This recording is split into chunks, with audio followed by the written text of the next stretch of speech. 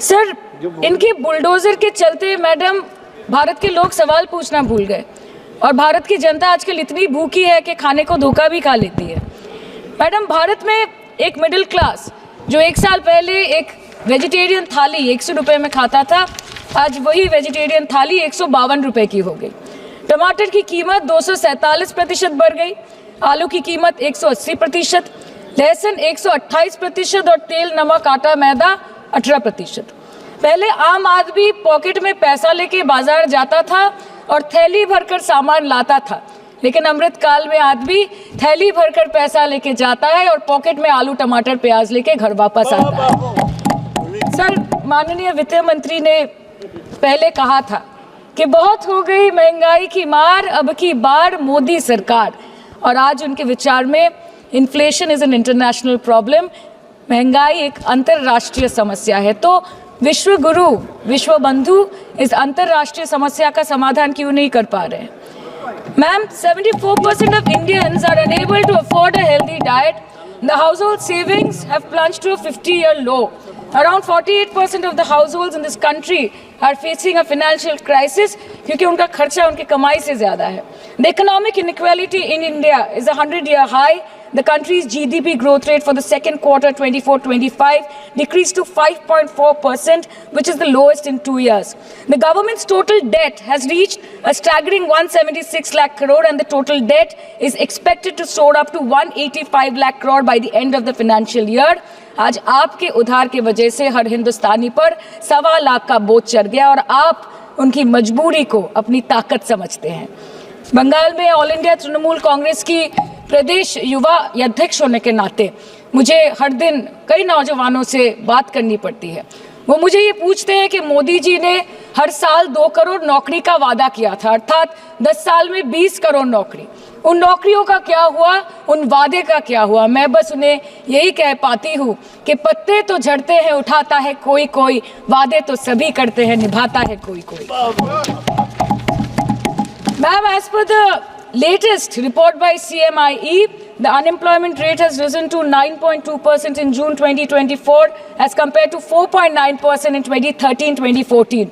Female unemployment rate is much higher at 18.5% in June 2024 as compared to 7.7% in 2013-14. Around 37% of working women are unpaid. In rural areas, this figure is at a horrific 43%. प्रधानमंत्री जी बोलते हैं सबका साथ, सबका विकास, सबका विश्वास। अगर ऐसा ही है तो भारत के लोग आज देश छोड़ के क्यों जा रहे हैं? 2018 से लेके 2023 के बीच 6,70,000 भारतीय ने अपनी नागरिकता त्याग दी। सिर्फ 2022 में ये संख्या करीबन 2,25,000 की थी। In 2022 alone, 7,500 high net worth individuals with a net worth of more than 8.3 crore or more left India. नवंबर 2022 से सितंबर 2023 सिर्फ 10 महीने में 96,917 Indians were arrested attempting to cross the United States illegally. Modi ji कहते हैं कि वो सबके साथ है, मगर ये आंकड़े बोलते हैं जो सबका होता है वो किसी का नहीं होता। और बंगाल के साथ तो कुछ अलग ही रिश्ता है इनका। The relationship is that of quid pro को, ठुकरा के मेरा प्यार मेरा इंतकाम देखेगी। मतलब वोट है तो नोट है और वोट नहीं तो नोट नहीं। As per the available reports, as on 19 July, rupees 1.23 lakh crore is already due from the government of West Bengal against flagship programs like Manrega, PM Awas Yojana, Gram Sadak Yojana, National Health Mission, Central Food Subsidy. Further, 40,806 crore is projected dues against these schemes, bringing the total amount to a staggering 1.71 lakh crore. Madam, health care की schemes में सिर्फ fund हमको दिया नहीं जाता क्योंकि colour coding match नहीं करता है। सो आप सबका साथ, सबका विकास जो बोलते हैं, is it hinging on colour coding? आपको रंग पसंद नहीं तो आप बंगाल के लोगों को पैसा नहीं दोगे और फिर आप आके बोलते हो कि हम बंगाल में जीत क्यों नहीं पाते? Ma'am, this is the reason, this step motherly attitude, जिसके लिए बंगाल के लोग हर बार इनको बड़े बड़े रसगुल्ला खिलाकर वापस दिल्ली भेज देते हैं। Even after making several attempts to crush our aspirations and our economy, Bengal government stands tall and true towards the commitment towards its people. Bengal में सिर्फ दीदी है तो मुमकिन है। The West Bengal government started transferring money to the bank accounts of 21 lakh people who worked for 100-day scheme without receiving any payments from the central government for Manrega.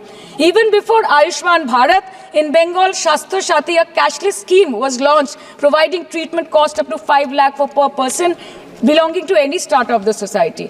आज कलकत्ता के किसी आलिशान प्राइवेट हॉस्पिटल में जहाँ पे एक अमीर आदमी की चिकित्सा होती है, वही बगल वाले बेड में एक गरीब मजदूर, एक गरीब किसान की भी ट्रीटमेंट होती है। यही है ममता बनर्जी का विकास। और आपके अमृत काल में the cost of medical treatment has been doubled in the last 5 years। आप फार्मास्यूटिकल्स के सर आरजीकर पे बात ना बोले, आपकी सीबीआई पे अभी तक कुछ बोल नहीं पाए। हम लोगों ने जो हमारी पुलिस ने जो बोला था, they are still sticking to that. So उसके बारे में मत बात करें, ठीक है। आप उत्तर प्रदेश के बारे में बात करें ना sir. Sir, medical inflation is at 14%। Regularly लिए जाने वाले दवाइयों की कीमत 50% बढ़ गई। आप सिविल एविएशन के लिए ग्रांट्स मांग रहे हैं। एक एक डोमेस्टिक फ्लाइट, उसकी राउंड ट्रिप की टिकट 20 से 30 हजार में बिक रही है। आम आदमी आज हवाई चप्पल पहन के हवाई जहाज नहीं चल रहा, आम आदमी हवाई चप्पल बेच के हवाई जहाज चल रहा है। You are demanding funds for education but conveniently ignoring the fact that 11 lakh children have dropped out of school according to your own data. आज भारत में सिर्फ 47.51% स्कूलों के पास कंप्यूटर की फैसिलिटीज है और उसमें 9% के पास इंटरनेट कनेक्शन।